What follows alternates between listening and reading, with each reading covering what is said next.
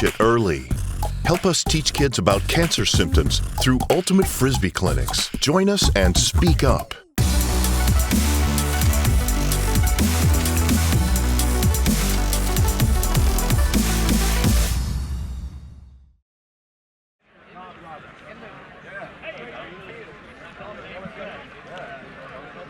We are just about ready for what should be one of the great games at the World Ultimate and Guts Championships in 2016. Welcome to London, everybody, and we are ready for the USA and Japan in the men's division. This is a crossover, a 1v1 power pool champion battle, and it should be a very compelling matchup as both these teams have been perfect so far in the tournament. It is a privilege to have the call. Evan Lepler with Brian Jones.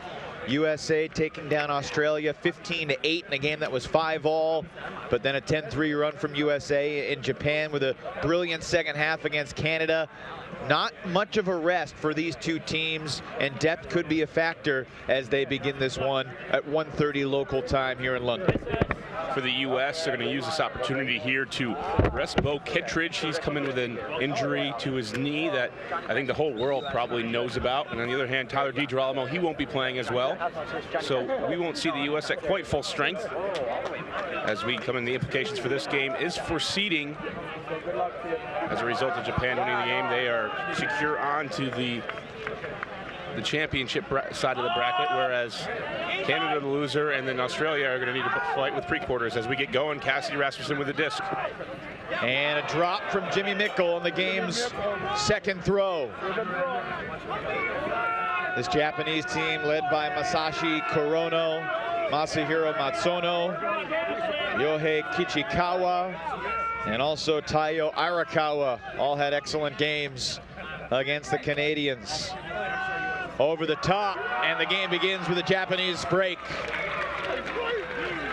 Great movement from the Japanese. I think the U.S. has not been tested so far this weekend into this level. A quick mistake behind the back of Jimmy Mickle gives Japan a free possession to work it down the field. And just as an update, looking on the sideline, we saw actually Matsuno not cleated up. He's got a little ice taped around his ankle.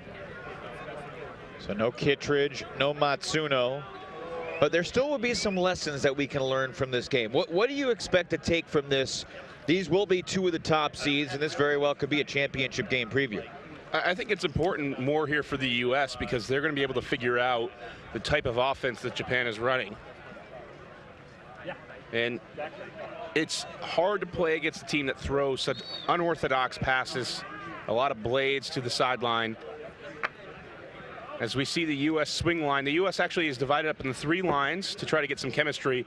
So there's one offensive line, which we just saw out there. That's got to have Marquette, Karlinski, Cassidy Rasmussen, Jimmy Mickle.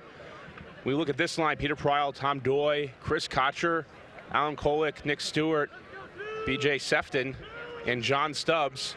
They're going to be used both ways throughout the tournament. A lot of versatile players across the roster. Kocher catches the pull, centers to Kolick. Pryal making the first initiation cut. Here we see a bit of a truck stop line. A lot of DC players, Pryal, Doy, and Kolick playing together. And Kocher as well has played in that system, going to college in that area. Nick Stewart, former Carlton standout, shoots it long. Tom Doy is open. It's 1-all.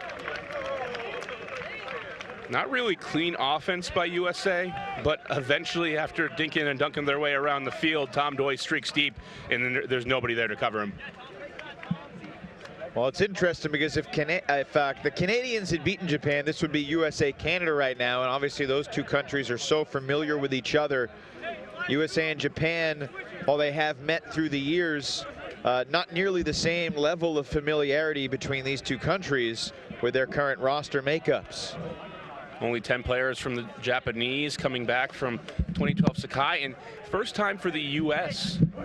sending a team to Worlds comprised of a tryout selection process instead of sending the majority of people from the club team that won U.S. championships. Last time around, Cassidy Rasmussen was a member of that team along with Bo Kittredge, Ashlyn Joy, Russell Wynn, and Joel Schlockett. Right now on the sidelines, USA members Cassidy Rasmussen and Jimmy Mikkel are firing short throws right at each other. Gained a little confidence after Mikkel had the uncharacteristic flub. A couple throws into the game. So a bladey pull, knockdown near the goal line. Japan launches long immediately. And a defensive breakdown. Not sure how Takahiro Kamura got that wide open. Arakawa slips it through. Kikuchi makes it 2-1 Japan. What was that? Sometimes you come down on defense and you picked up the wrong matchups. It's so incredibly frustrating because it's a wasted possession. You had the opportunity to put some defensive pressure, but nobody back there protecting the deep space. And as a result, Japan running wild from the start. Take a look here at the replay. There's nobody home for USA. Free Child giving chase, but even Free Child Arakawa is a bit too speedy for him to accelerate and catch up. Well, a drizzly morning. It feels like it's getting brighter. The sun trying to peek through.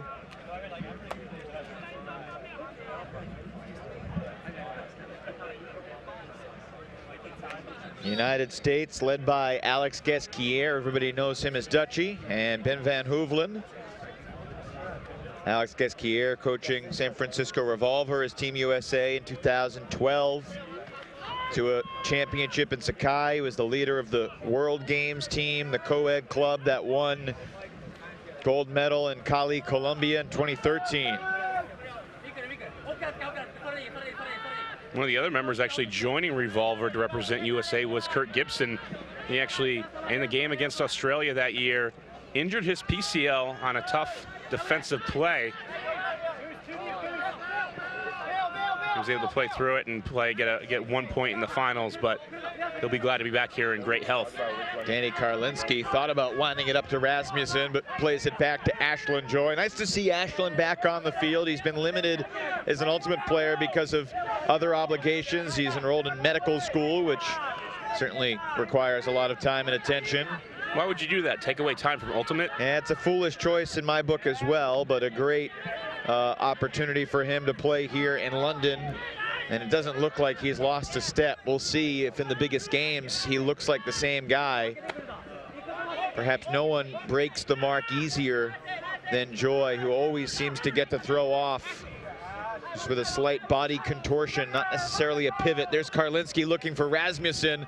He was plagued by a hip injury earlier in the tournament, did not play here on Tuesday, but obviously has the cleats on and looks pretty smooth here later in the week. So we're tied 2-2. One of the stories coming out of Team USA tryouts, I got to attend the East Coast, but on the West Coast, was the mismatch of Revolver and Sockeye styles trying to come together. You often see Danny Karlinski coming from a Seattle program, Joy coming from a Revolver program. Revolver has a different pace in the way they play the game, a different tempo. They will get the disc and stare down the field for 6 seconds, isolating Bo Kittredge, Cassidy Rasmussen, or one of their many other powerful cutters. Whereas Sockeye is more of a system that is going to bang it around, hit the first set of open hands they see, and use small ball to create some big opportunities.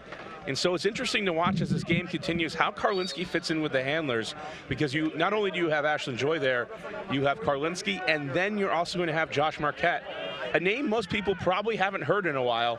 If you've been an AUDL fan, Marquette's been wrecking USA Ultimate for years to come, and this is just, he's one of the oldest members here as we take a look deep. Number 24, Taiyo Arakawa's gotten open so many times. You can see the breakaway speed. John Stubbs lost his man. Nick Stewart could not help in time. 3-2 Japan. Arakawa and Stubbs actually faced off in U19s in 2013, excuse me, U23s. What I said U19s because John Stubbs was a 19-year-old at the time, or maybe even less than that. Not sure if he had gotten to Harvard. Take a look here at the replay. Stubbs, who just recently had an incredible USA U Nationals. And yet in that matchup, he was the slower competitor. Well, they call him the Jet for a reason. Arakawa with the burst of speed. So Team Japan certainly has a level of mysteriousness to them. There was a very strange moment, if you weren't with us this morning, when Japan seemed to basically cede a point to the Canadians, and then eventually Canada scored easily. It was bewildering.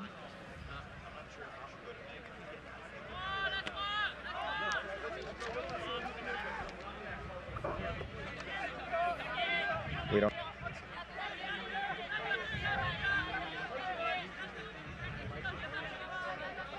Coming out in a zone for Japan, they're going to use 4 defenders close to the area. And this is a bit of an abnormal look, but we still see the trademark no-mark zone. It's playing really off and trying to confuse the U.S. offense. Mikkel back to Marquette. He's known as Cricket. Rasmussen. Bright and early in Cassidy's hometown of San Francisco. Marquette tried to keep it in, but did he? Joy thinks he did. Koike for Japan was closest. Marquette asking for the game advisor's perspective.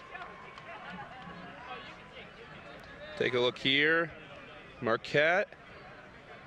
And it's hard to say, but right there looked like his shin might have hit the ground beforehand. I agree. A tremendous effort, did all he could, but I think his ankle or knee hit the ground out of bounds just before the catch, and that is the determination they come to without the benefit of the instant replay. Little after 8:30 in the morning in Cricket's hometown of Boston.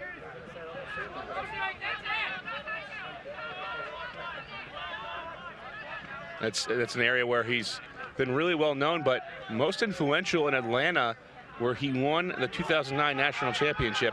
Very bullet hammer. Jejun Kusano. Takahashi, marked by Schlockett. This is Shiba.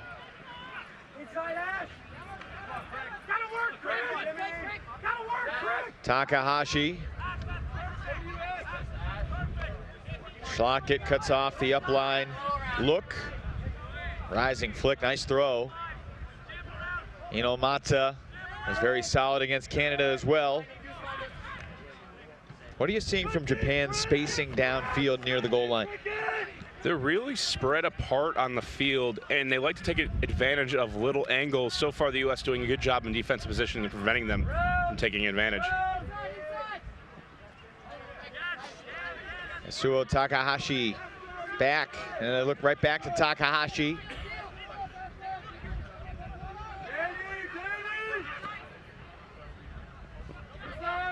Japan displaying great patience right now near the goal line.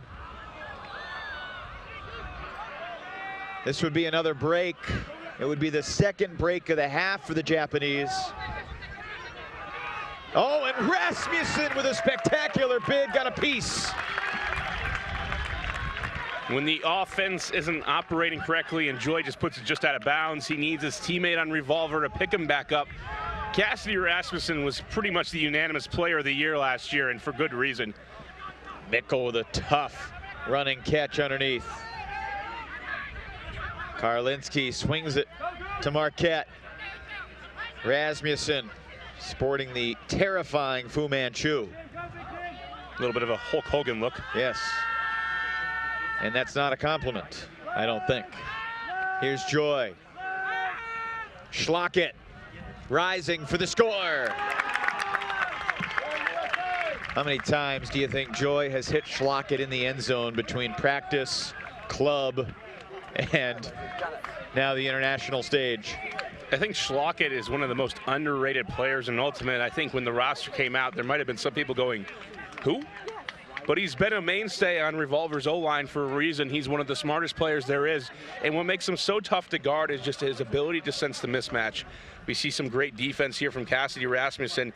gets up and elevates. That's an incredible play to make. And from here, it's Schlocket. He just reads the play so well. Really well timed. He's not the fastest guy in the field, but he's fast enough. He's not the quickest, but he's quick enough.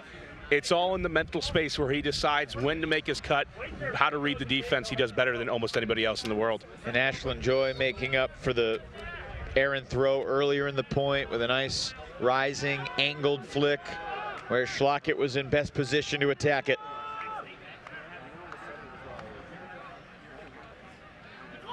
We talked about Cassidy's Fu Manchu, but you know, he's playing with a little bit of a heavy heart right now, a bit of disappointment after his Golden State Warriors didn't make it. We were there for that, got to watch it with him.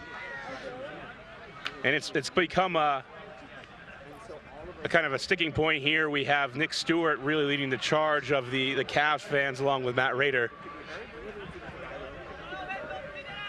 Well, there are certainly a large Bay Area contingent among the U.S. delegation, not just in the men's team, women's mixed, and women's masters as well. Great disc movement from Japan. Katsuta underneath, a tumbling Russell Wynn trying to recover. Kikuchi to Arakawa, now on the verge of the end zone. Corono. One of the things they say about Kirk Gibson is if you watch him, he always looks like he's salsa dancing out there. Great hip movements and the ability to cover a lot of ground. And yet Japan, speaking of movement, it's Kikuchi throwing it into the end zone. This Japanese team has really been largely impervious to this United States pressure, and you know, the United States has had such an easy time against so many other teams in this tournament, some of the lesser developed countries, in terms of just putting so much pressure on that it's hard to convert a few throws. This Japanese team seems to be having no trouble moving the disc quickly. You saw the U.S. defense there being very reactive. They were in a pretty good position, but just one step behind the play every single moment. And Japan took advantage of that. Once they got off to the races, they kept their momentum going. You could go back and look at that entire possession and not see the disc stop for maybe more than 2 seconds at any given time. When I talk about offenses with other coaches around the world, in fact, trying to classify offenses in different ways besides just a vertical stack or a horizontal stack.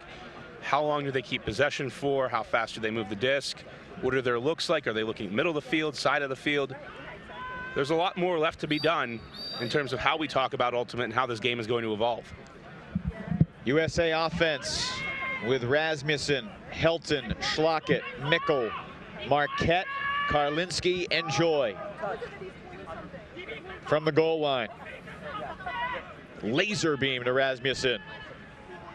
Mickle went with a bluff deep cut and then really challenged underneath, but he makes the catch and then he rifles one downfield to the wide open Schlocket. Those quad muscles allowing him to separate from his defender. Schlocket from Mickle for the score. It's 4-4. Schlocket does it again, finding a way to go deep. We don't need Bo Kittredge on the field. We've got Jill Schlocket. If you gave Alex Guesquier some truth serum and said today, right now, Bo Kittredge in his mid-30s, Joel Schlocket in his late 20s, who would you rather have on your O-line? Bo Kittredge is one of the most dynamic players to ever play the sport, but in terms of an everlasting, solid, everything guy, you can't go wrong with Schlocket. He can play any position. He can cut for you. He can handle for you. He's in that flex role, which just leaves him to decide what to do with it. Now D-line out for the U.S. This will be their swing line. And earlier, Megan Multenny was down on the field hearing Peter Pryal try to pump this line up, saying they were a step slow. Team depends on them to get blocks, and exactly right at this point as Kocher sprints down. Oh, he almost bid for the D, but now he needs to recover. Sefton poached into the lane, and now he looks to recover. There's a deep shot going up. Pryal is close, and he comes up with it. Peter Pryal out of Middlebury from Ridgefield, Connecticut. Here's Tom Doy. Had an interesting journey to the top level. Played very small college ultimate, Green Mountain College in Vermont. Never went to regionals. Traveled all throughout the U.S. and overseas, and then basically committed to becoming a great player. He's always been an athlete. There's Stubbs to Sefton to Kolick, and USA has its first break. And the disc movement from the D-line is what really stood out about that point. And that's why they call it the swing line, because they need to get blocks and then swing the other way. They can play offense or defense, and you saw the chemistry they have there. A lot of truck stop. Tom Doy, Alan Kolick, Chris Kocher playing there as well. And then Peter Pryl is the one who comes up with the block. So you see Kocher comes down, almost gets to Callahan. And after that, some simple movement, taking advantage of angles. Stubbs is going to hit this inside break, and after that, quick flip. That's something that Sefton does all the time in sockeye and in the AUDL with the Cascades. You know, Seattle Sockeye is such an interesting men's team because while they have an incredible aerial playmaker in Matt Rader, and they have just an army of deep cutters, you know, sometimes guys like Sefton and Murray and Chen and others don't necessarily stand out from one another. And yet Sefton obviously fits in so well with his national team, in part because, similar to Schlockett, he's just a very solid, versatile presence. Exactly right. Sefton is one of those cerebral players that's in the right place at the right time. And we have a little bit here of the Callahan club, as Trent Dillon and Dylan Freechild are on the same line. We saw them hanging out with Jimmy Mickle the other day to make the trio. Mickle, though, fortunately on the O-line. Deep shot looking up, testing Rader, looking for Cusano, but Rader runs down the underthrow. Almost looked like the pass was intended for Rader, going back there like Jerry Rice, reeling it in. Gibson to win. Dillon, this year's Callahan Award winner from Pittsburgh. Really isolating all the players out there. So many players behind the disc. Dutchy's able to get this line play almost like old school revolver. Rader takes a shot to win. Bids, scores! Russell Wynn. The highlight reels can seem routine here on USA, but it doesn't get much better than this.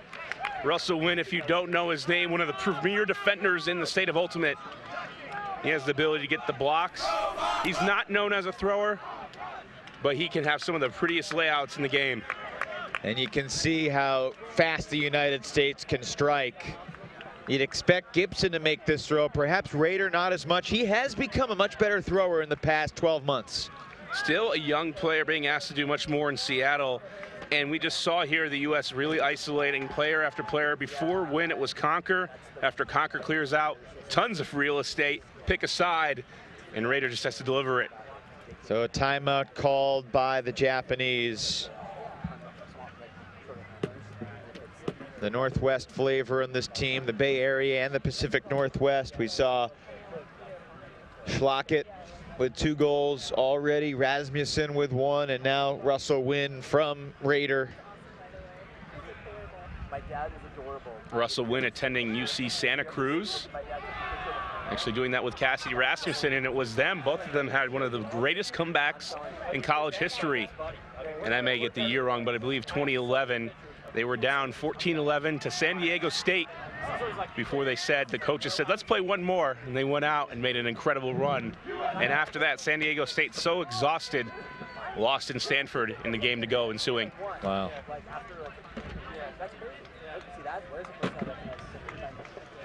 Japan coached by Yohei Abe and Yoshinori Nasan. You see Tyler DiGirolamo in the red. He also is just wearing sneakers this game. Been plagued by a nagging knee injury. Didn't necessarily do one thing to hurt it, but it has been a result of continual usage over the past couple of years and just kind of a lingering pain. He's dealt with it all throughout the winter and spring. Didn't necessarily have a timetable, but certainly wanted to be a part of this team, and he deserves to be. Winning a couple national championships with Pittsburgh. and then really blossomed into a thrower in the AUDL. And a first throw turnover. Credit the pressure on the mark from Chris Kocher, and the quick counter. BJ Sefton bolting across the front line of the end zone. USA was broken early, was almost broken a second time, but now the United States, from trailing 4-3, leads 7-4. After they get on a roll, they've just been able to step up the defensive pressure. Arakawa's coming underneath, hesitates for a second, actually not Arakawa. Number 22 shirt comes in, and then after that, Sefton bolts to the cone for the goal. So USA leads 7-4, one away from taking it to half. This team has gone on runs of 5 in a row, 8 in a row, 12 in a row throughout the week.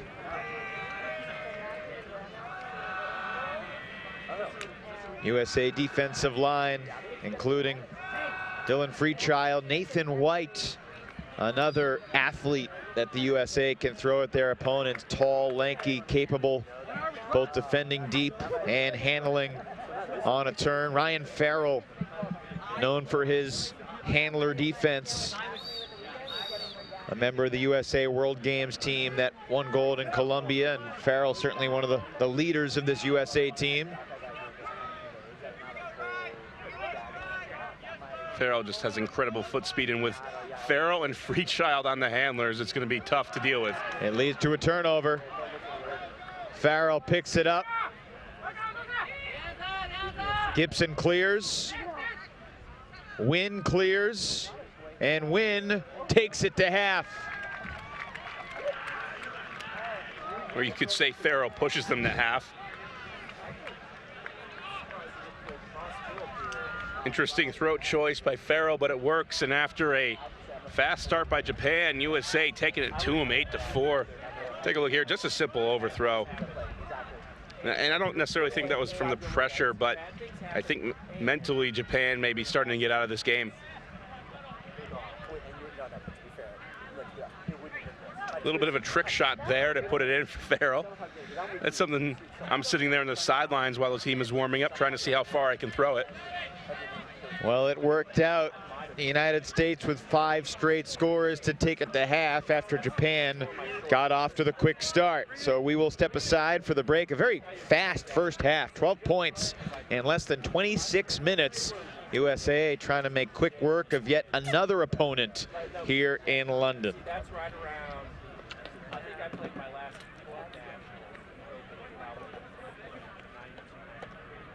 then I started.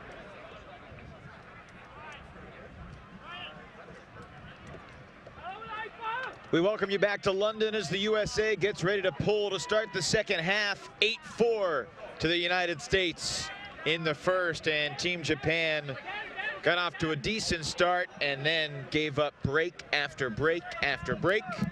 Evan Lepler with Brian Jones along with you, and it'll be interesting to see what Japan puts into the second half. Do they back off a little bit and try not to show the USA anything, or do they go for it? They still have Corona on the field and Arakawa in the middle of the horizontal stack, and they look to Arakawa immediately, and he makes the catch.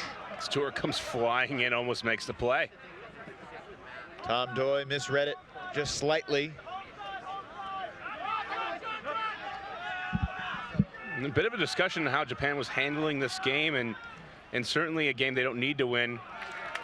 But a travel violation right before the release to the goal called on Shinya Kikuchi. When you look at the speed they're playing with here, I think they're just going out there and letting it hang loose. I think they still want to play this game. It's an honor to play any team at Worlds as they put it in for the goal. So it's 8-5, still within striking distance against most teams, although USA is a different mountain to climb. The U.S. offensive line will retake the field with Mikkel, Rasmussen, Helton, Schlockett, Karlinski, Marquette, and Joy.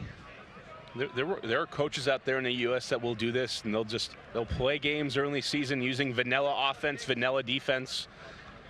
Just match up plainly and see what happens. But Japan certainly isn't going to show the same amount of looks that we'd see as we take a look here at the replay. And one thing I have noticed, Brian, we have seen Japan look to Huck off the pull play much more in this game than they did against Canada. Perhaps that's a way of quickening the game. Either we score or they score, but we're going to take our chance. It's a weird posturing to be in this situation, because no matter what happens here, USA and Japan are going to be the opposite side of the bracket. So after this, they could only meet in finals. Here, it's tough to predict the matchups that are going to happen. If you're Japan, you're going to end up playing possibly Great Britain, possibly some other teams. Something very similar to the WUGC 2012 we saw.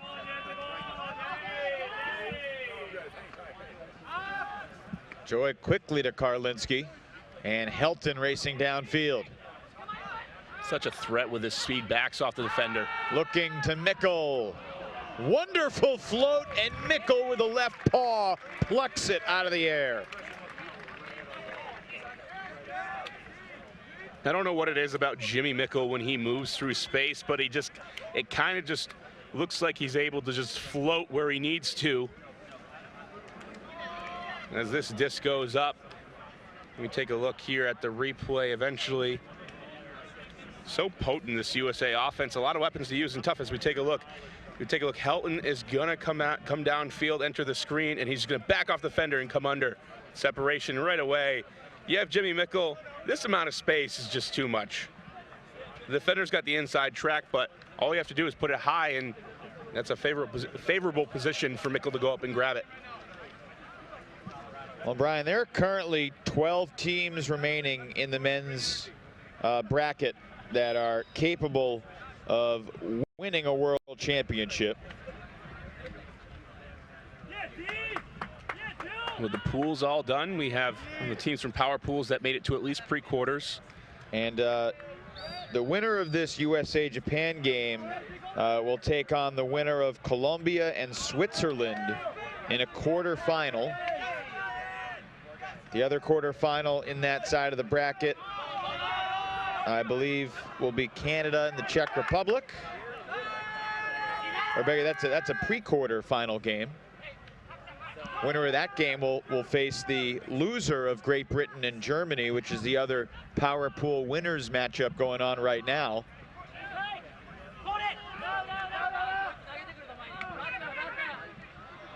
Gibson with a little free child-esque cut.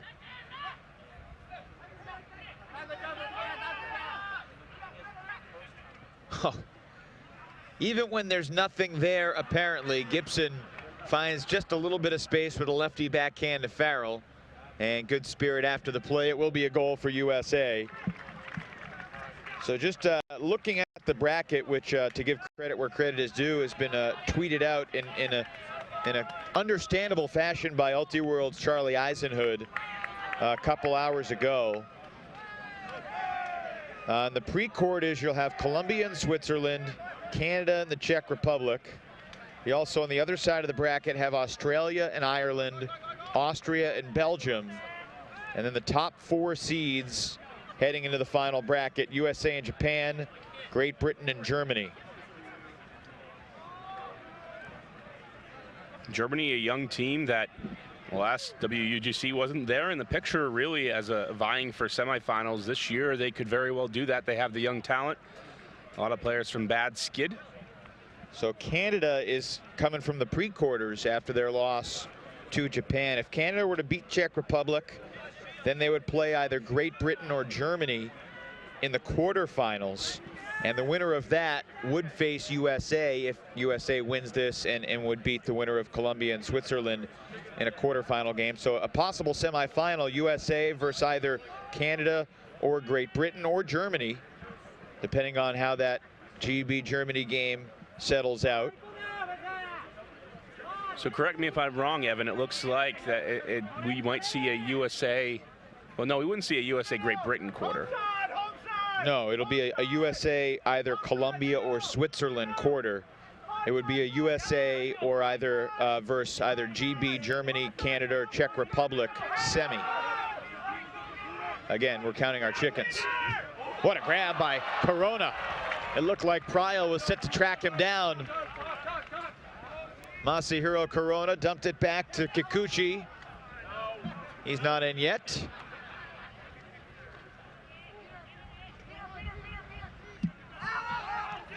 The reset to Corona.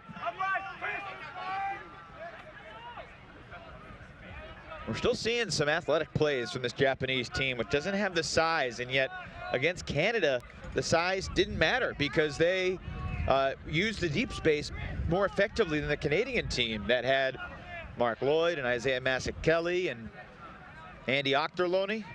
Canada wanting to float it. Big bid from USA. Big bid from a big boy, Nick Stewart. Nick Stewart would have been a household name if it wasn't for injuries that have taken place over the years in college. And he looks like a machine, kind of the guy you would want to design in the lab and put out on the field. That's such great speed and such quickness.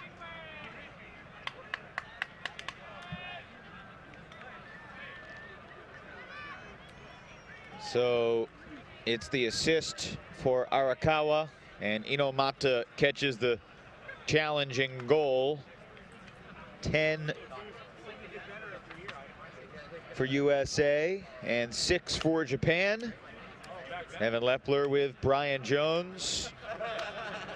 World Flying Disc Federation's free streaming coverage of the 2016 World Ultimate Championships here in London, brought to you by VC Ultimate, proud to be the official merchandise partner of the World Flying Disc Federation.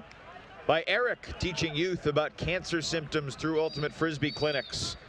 And by the members of USAU and WIFDIF. Also, big thanks to anyone around the world who contributed to the WIFDIF Kickstarter to help make this coverage a reality. It is an absolute honor to be here on the scene. And these are the types of games you get most excited to see. Not only are these two countries among the best in the world, but they don't get to go head-to-head very often. Especially this really the first time that Japan has faced a full-strength U.S. team as a result of the selection process. And you wonder if these two teams meet again, how the absence of Masahiro Matsuno in this matchup will change things in the final, because he is arguably still Japan's best player, even though he's 33 years old. Mikkel resets to Rasmussen. We act like 33 years old in Ultimate can be at such a declining point, and for a lot of players it is. Don't tell that to Josh Marquette, who just hit Danny Karlinski. Karlinski to Joy. Lets Mikkel run it down.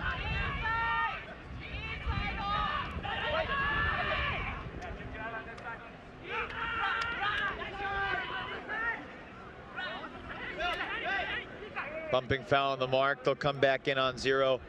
And Brian, I find it a little interesting. Certainly when you play on an all-star team like this, you do want to change your game a little bit. If you're a daring player, you maybe want to be a little bit more cautious because you have so many athletes around you and you don't need to make the plays yourself.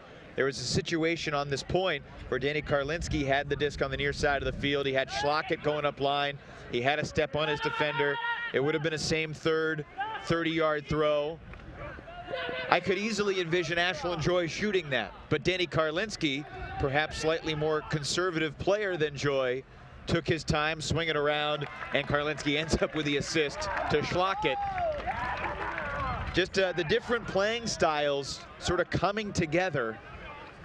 And so far for USA, they have come together in harmony. Well, that's why it's so important to pick the right team and the people for the right roles. And Karlinski, certainly when he's with Seattle, he's going to be taking more aggressive shots than maybe he would here. But that's why he was chosen, is for his ability to break the mark, move the disc around quickly. On the other hand, Josh Marquette, his job is to open up the field with his break throws, as we see USA go through this last possession. Mikkel able to look around and finally find someone. And Joy is really the power thrower of that trio, that handler core, and his job is to throw the huck. Now that doesn't mean that Marquette or Karlinski couldn't take an open shot, but you're going to let Joy take those shots, and that's why he's been selected. And so when you look across the selection process, is there somebody that's a better deep thrower than Danny Karlinski left maybe on the table? That's a possibility, but that's not Karlinski's role on this team to take all of the deep shots. Big pull from Dylan Freechild. Will it stay in? It looks like it will. One of the guys on this team, as they show a 3 defending cup, a 3-3-1, trying to force Japan to the sideline. And this is kind of mimicked from what we saw at the club championships revolver. Nate White, a player you might not know about. He's 6'4", he's got the length of a 6'8" player. Might be exaggerating a little bit, but you can tell by the size that he's got, and he can guard handlers. And so you can just see this matchup here. You have to go up against someone who has all of the angles covered. And it's been interesting to watch this unfold. It started as a flat wall and then started to angle as they pushed him to the far sideline, with Nathan White preventing that around shot with that impeccable reach. Finally snuck it through the mark, and a foul, but not called. They play on. That's an effective hammer to Arakawa.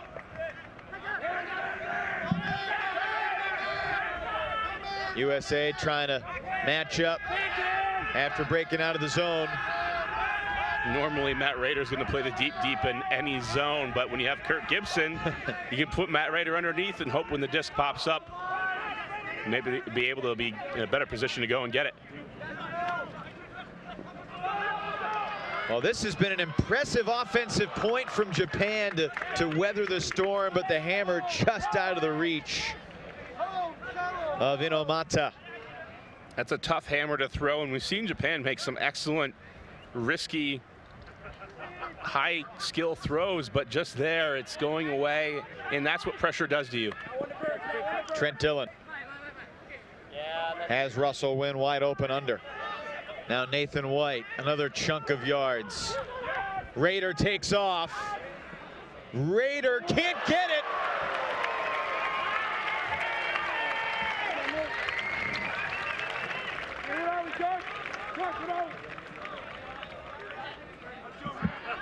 Don't tell Japan this one's a meaningless game. Nathan White comes through, and he's been used in offense in the past on some of his squads. Here, just doesn't get enough underneath it. Raiders coming through and getting up for it. Incredible athleticism from Takanori Furuzawa from Team Japan.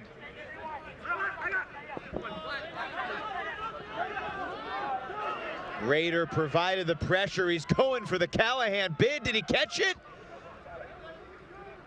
He thinks he did. I'm not so sure. Japan's not quite sure. I thought he may have been out of bounds when he made it. So we'll take a look here on the replay. Raiders coming in. Gets the disc. He's in. I think he might have been in with that left knee coming down. He certainly grabbed the disc before contact of the ground. I really think that my legs hit before my upper body. We see the knee down, disc in hands. That's down. That's a good catch. That's an incredible play. From me standing on the line, he looked in.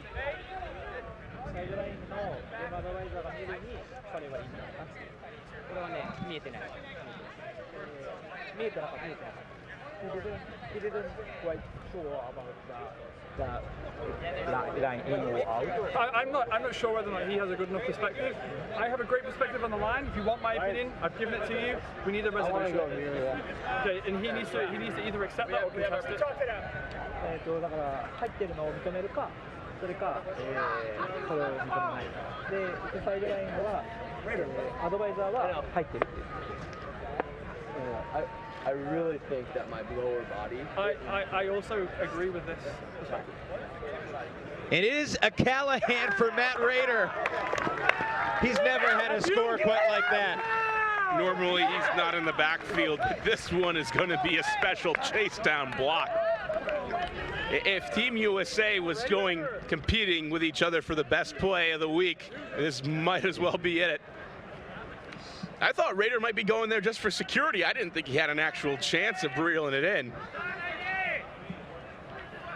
I wonder if when this throw went up, he immediately thought, I can get there, or whether he was just moving in that direction and then decided to bid at the last moment. I think when he bid, he was behind the Japanese player.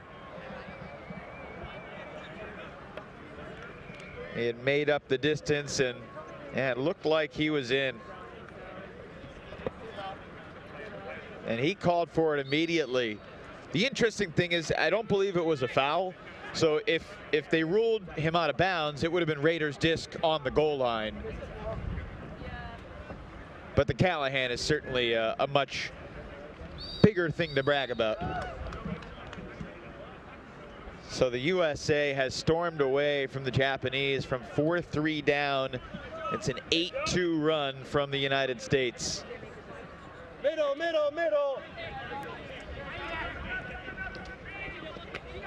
Some messiness here, but some good switching from the U.S. defense. Watch the way Kocher just comes into the play. He leaves his man and doesn't let them distract him in the backfield. A lot of teams try to do this. They leave men in the backfield, don't get them involved in the play. Japan, so far so good. Laser beam to center and into the end zone. It's Masatsune Miyazaki with a score. One of the youngest members of the Japanese team, Miyazaki and Katsuta, both 22 years old, along with Rui Ikeda, 22 years old. The ages span from 22 to 39. Kichikawa, nearly 40, almost Grandmasters eligible. Slicing and dicing their way through. And we talked about the bragging rights you're going to get from a Callahan, but these lines are also trying to actually keep stats against each other. You have the O-line, the swing line, and the D-line. They're all going to sit there and look at their plus minus at the end of the day, and they're going to be the ones as a group that be able to brag against each other. It was fun to ask some of the USA players after they won a game 15-1, hey, were you on the field when you got scored on? And nobody would admit to it. No one was on the field as far as they're concerned. I mean, that's how they got scored on, right? Right. No one was on the field. And we saw that defense employed by Japan. It didn't really work too well earlier today. So Australia put 8 on the United States. 15-8 was the final. Saw Singapore score 4 times on U.S. in pool play. Singapore had some impressive throws. Beat Mexico. A lot of people asked whether or not it would be better to just keep sending Revolver. Mickle looking for Schlockett. Joel with a 2-hand clap catch. Like he's just playing Frisbee at a park. Third deep score of the game for Schlockett. A lot of people asked the question, was it better to send Revolver as the U.S. representative, a team with chemistry that won't need to come together too often, too much? Here, the U.S. has had 3 opportunities after the selection process to get together, iron out some chemistry. A practice in San Francisco, a tournament in Colombia. We have another session in D.C. as we take a look here. Mickle comes underneath. Schlockett reads the play, gets the defender looking the wrong way, and after that, it's over with. But last time at WUGC, Australia took Revolver to the brink. They dropped a hammer, at least they had it on their fingertips, to win the game in this very matchup we're seeing today. And when we saw it earlier today, that 15-8 score kind of tells you it was probably a better move. And we won't really know till the end, because anything less than gold will be a disappointment for the U.S. But so far, I'm convinced putting together this incredible amount of talent, still with a big Revolver base and a former Revolver coach, was the right way to go. Time will tell, but it has certainly shown plenty of evidence that USA looks as strong as they ever have been. Could say the same about other countries too, of course. Very impressive in the way that the countries through the first couple of rounds have stepped their game up after just 4 years. And I think the prevalence of video, prevalence of media has really changed the game. Rise Up being a part of that, getting people to do fundamental things a little bit better.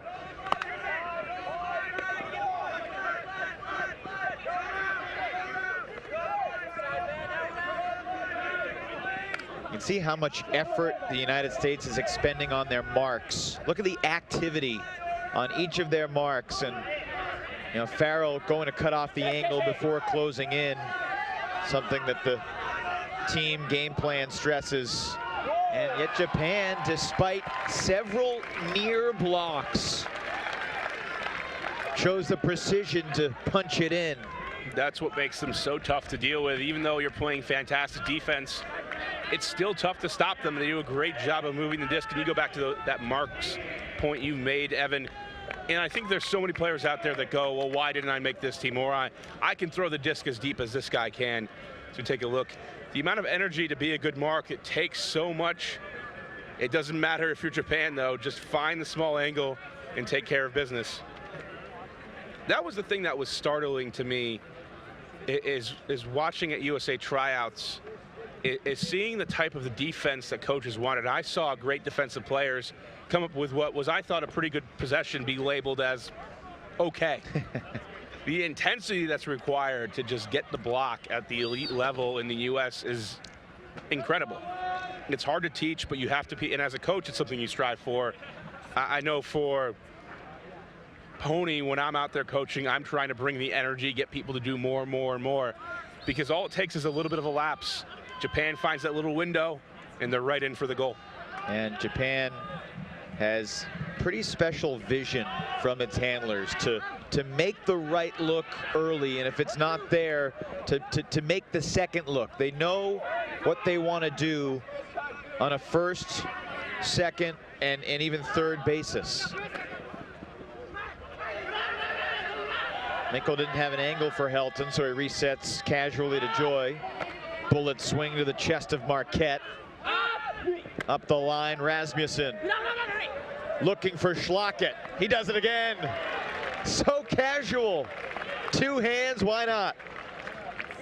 14-8 for USA. What more can you say? We've already covered how he's not the quickest, he's not the fastest, but he might be the smartest on the field. He does such a great job of reading the play. What advice would you give to a young player that said, hey, Brian, I want to work on my timing from the stack? I think a lot of players, what they need to do is, and it depends on the team, but develop a simple rule of how you're going to do it. So when I talk about depends on the team, as we look here at the timing of the play, for the Buzzball, it's going to be different, and for Japan, it's going to be different than Team USA. It's a matter of the tempo you like to play with and what type of shots you're looking at. But typically, if you want to have a deep cut, the best place to do it from is about 10 to 15 yards away from the person who's catching the disc, and you want to start it after the clap. So many people start their deep cuts way too early. They come out of the stack, they're already into the lane before the thrower has actually caught the disc.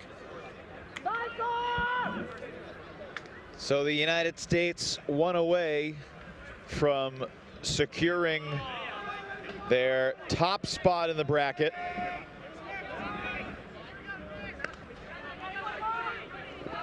The winner of Colombia and Switzerland would await the U.S. if they can close this out.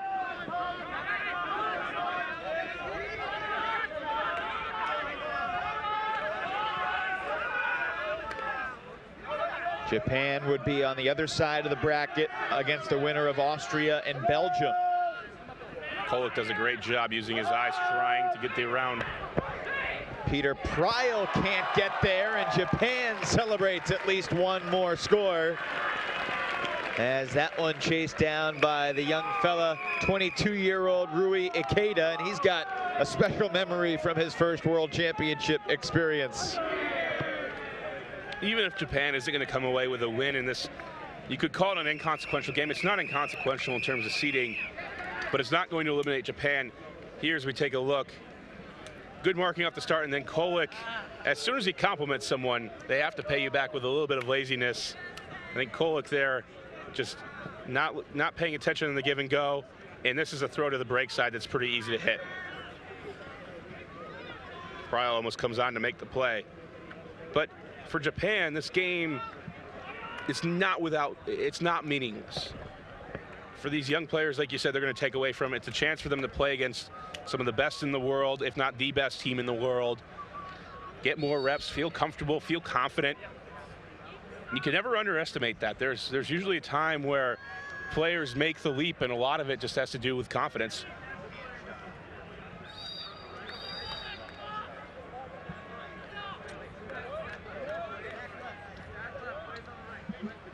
So the USA has its O-line back out there, as you saw. Helton, Schlockett, Mickle, Karlinski, Marquette, Rasmussen, and Joy. This United States team on their way to a 7th win here in London. Several of them have been without Bo Kittredge and Tyler DiGirolamo. Mickle with a tremendously hard cut at his defender, and now looking for Schlockett. This is a tougher grab, and he almost made it. I don't know if it was as tough as Matt Rader's grab, though. He probably feels he should have had it. It's a tough blading throw. Japan launching. Mizuyaki is there. Masatsune Miyazaki. That's Japan's second break of the United States in the game. The USA has had a commanding lead, but now at 14-10, things getting a little bit tighter than they would like. We'll see the swing line come out in the field. That's one of the reasons we take a look here on the replay. Mickle going deep for Schlockett, and just too far. Not sure if that really hit his hand beforehand or just bounced on the ground. And after this, Mickle trying to chase down the block. And from the Japanese perspective here, we have seen some of the young guys really step up in the second half of this game to make some plays. And that's fantastic, and that's exactly why you want to play this game out. Even if it's not with all of your starters, which I actually think the Japanese were coming into this game with a mentality of, we don't need to win this one, but we're going to play our hardest and see what happens. We're only going to run our vanilla schemes because we haven't seen too much of the no-mark zone. We haven't seen too much of the side sack sets that we saw against Team Canada. They don't want the U.S. used to playing to their optimum strategies in that way. So a lot of vanilla from Japan, but still great reps. Yeah, so essentially, if I don't great way to build confidence moving forward. To the continue, which is either Tom or Pete or Tom, then listening into the U.S. huddle on the line here. And then we're in the vert. Yeah, I'm gonna go all the way sideline. If you go under and don't come across, just go behind. Looper back up into it.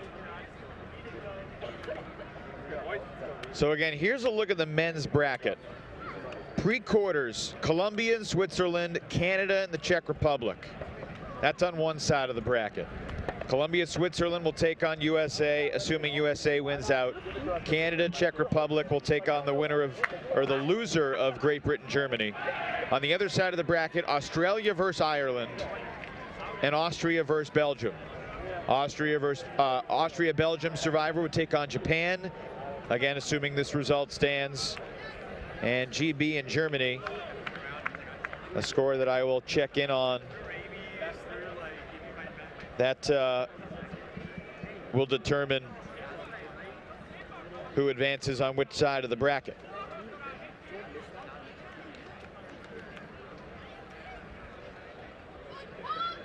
Not sure if I'm Great Britain or Germany. I'm really happy about my consolation prize if I lose that game. I imagine that one is getting everybody's full effort. A loser of that one would be on the same side of the bracket with the United States for a possible semifinal. You know, GB would love to win that game at home. They would also avoid a possible quarterfinal with Canada.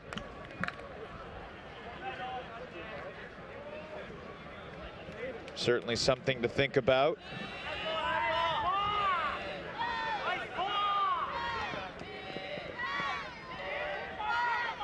USA with its swing line: Kolick, Kocher, Sefton, Pryl, Stubbs, Doy, and Stewart.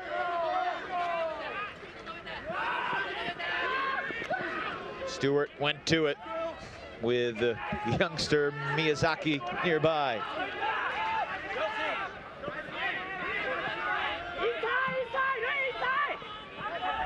Currently, Great Britain leads Germany 9-7. It's over on field 19 here at the complex. And Pryle's throw intercepted by Miyazaki. Might be earning himself a little more playing time as we head into bracket competition.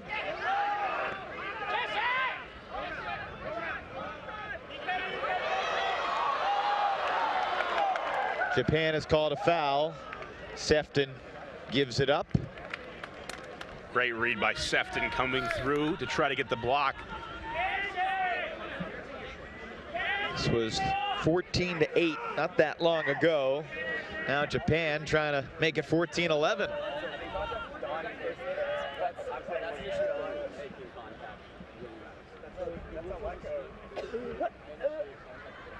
Brian, the 4 men's pre-quarters are at 3:30 today. Coming up. I know what you and I are doing next. Was he in? Not quite. Also some very exciting women's 1v1 crossovers. USA will face Colombia coming up later this afternoon here in London. We will have wall-to-wall coverage Thursday, Friday, Saturday, leading up to the championship coverage. CBS Sports Network from Allianz Park. There are still tickets available if you're in the United Kingdom for championship Saturday. Allianz Park should be a great day of competition. U.S. making Japan work for it. Japan seems very willing to do that work. One of the things we talked about earlier in the day with Japan versus Canada is the willingness for Japan to kind of ignore the mark and go downfield. You just saw Kocher actually emulate that behavior right there on the end line. This has been a tough possession. Japan really making the USA defense try to cover all the angles. There was contact downfield, so a stoppage.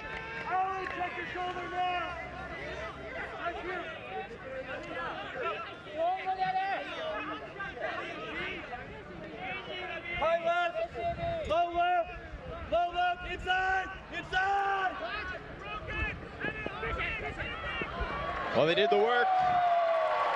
And again, it's the 81 shirts. 22-year-old Masatsune Miyazaki. He's having himself a game. Not a great moment there from the swing line. Getting the turnover and then not getting the break back.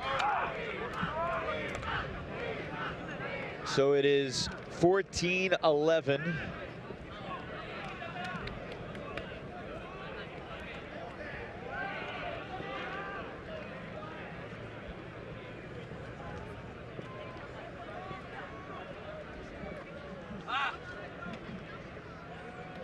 Japan has scored 3 straight. If they scored 3 more in a row, then things would get very, very fascinating. USA has returned the offense back to the field. The Karlinski, Rasmussen, Marquette, Joy, Mickle, Helton, Schlockett group of 7. And Japan still running hard. No Matsuno. Corona has certainly played fewer points here in the second half for Japan. Their young players have been impressive. Mickle underneath.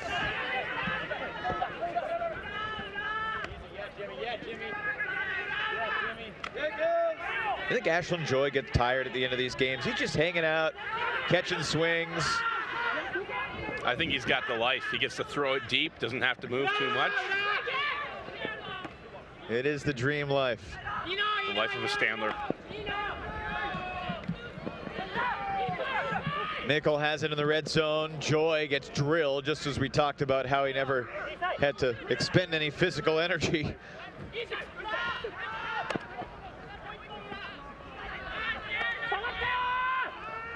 Joy to Schlockett. His mark dropped off, and Schlockett with a very uncharacteristic turnover in the red zone.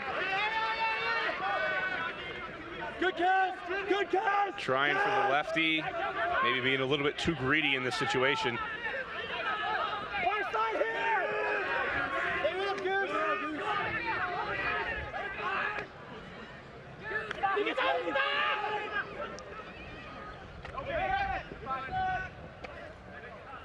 Japan has quickly worked it into U.S. territory, and if they score, all of a sudden it's 14-12, and there's certainly no question USA has been giving its all from wire to wire here.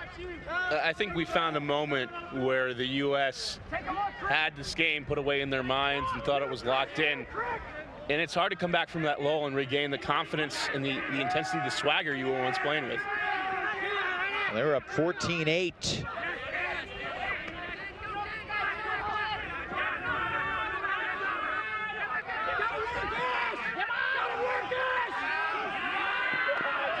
You can hear the barking from the sidelines.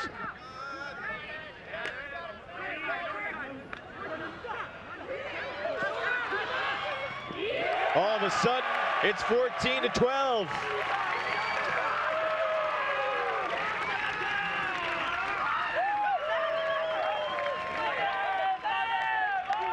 Team USA members looking at each other, saying, let's calm down, and Alex Kesquier has seen enough. Timeout, USA.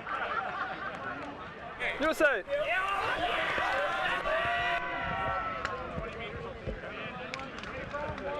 Take a look here at the replay. The lefty by Schlockett. Helton got a fingernail on it. I'm not sure if he was the intended receiver. Our intensity and our focus drops, a couple of bad turnovers as a result. And the consequence of it was, up until we get into goal line defense, it just looks like we're playing wait till they fuck up.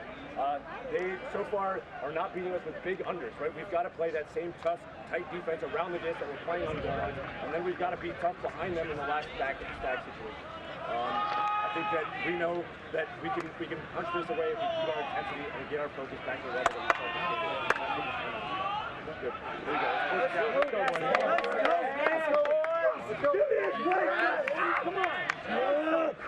One of the back on 2-1-2. positive feedback that you hear from the players about Dutchy is that he does such a good job of just outlining without getting angry there. You saw he could have gone into the huddle hot out of his mind, ready to yell at some players, criticize them for the effort, and he has a way of just plainly stating, this is what we did wrong, here's what we need to do next, we can do it, I have confidence in you, let's go. A succinct and direct message. One of your favorite coaches, I think, believe is kind of the king of that, Bill Belichick. It's all about doing your job, focusing on what you can control, and don't worry about anything else. So the only change to this offensive line is Alan Kolek stepping on the field, and he replaces Karlinski. Gibson also on there for the offensive point.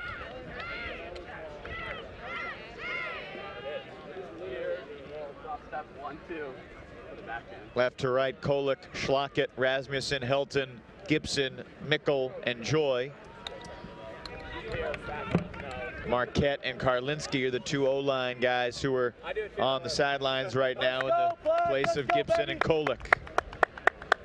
By the way, Brian, Great Britain has extended its lead on Germany up 11-7 in that 1v1 crossover of Power Pool champs. Looking forward to see what Great Britain can do. They haven't been tested too hard in this tournament. And they've always looked like a team kind of ready to take the next step in here on their home turf. What a time it would be to do it. Canada is going to have to come from the pre-quarters, but if they could win their pre-quarter and the Great Britain-Germany result holds, a Canada win over Germany would possibly set up a USA-Canada semifinal.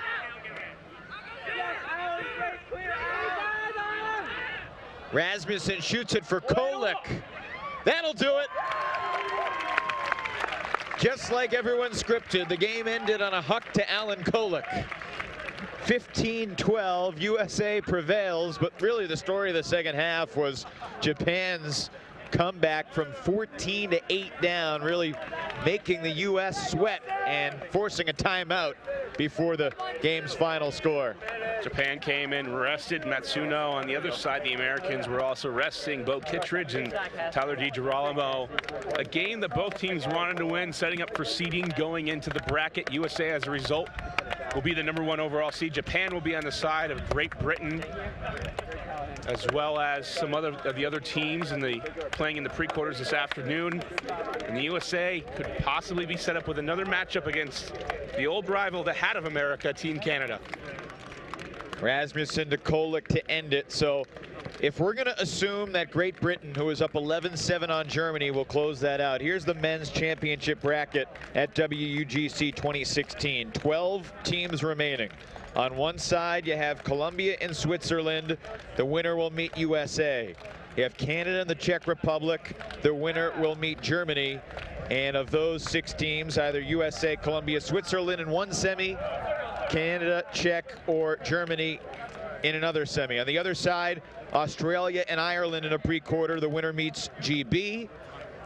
Austria and Belgium in a pre-quarter.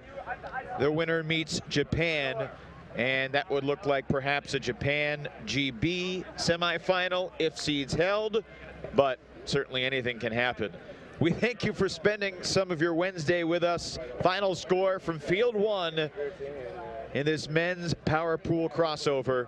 USA 15, Japan 12. The World Flying Disc Federation's free streaming coverage of the 2016 World Ultimate Championships from London have been brought to you by VC Ultimate, by Eric, by USA Ultimate, by WIFDIF, by Discraft, and by viewers like you. For your support of our Kickstarter campaign, we would not be here without your support. So for Brian Jones and our entire crew, we say so long for this Wednesday from London.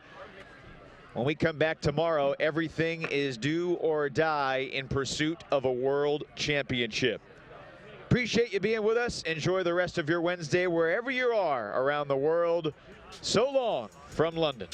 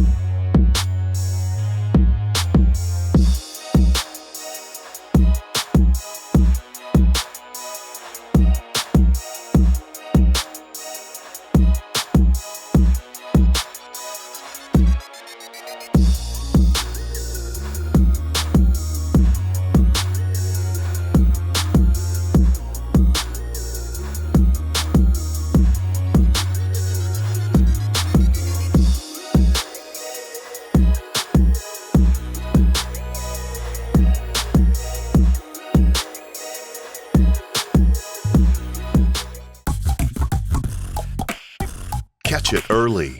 Help us teach kids about cancer symptoms through Ultimate Frisbee clinics. Join us and speak up.